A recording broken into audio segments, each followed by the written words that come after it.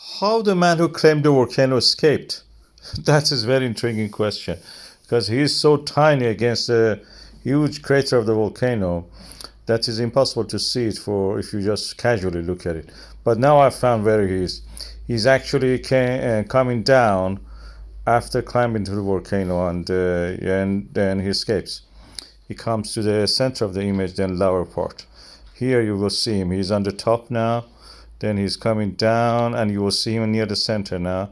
Coming, moving. Yeah, he came and ran away. And just to make sure that all of you have seen him, I mark him here where he is.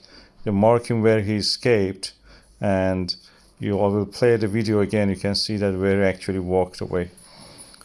He was lucky because just after this, he's walking down now. Yeah, he passed the center of the image. Just after that, what he saw was interesting. He saw the eruption coming to him. He ran away, claimed down, ascended.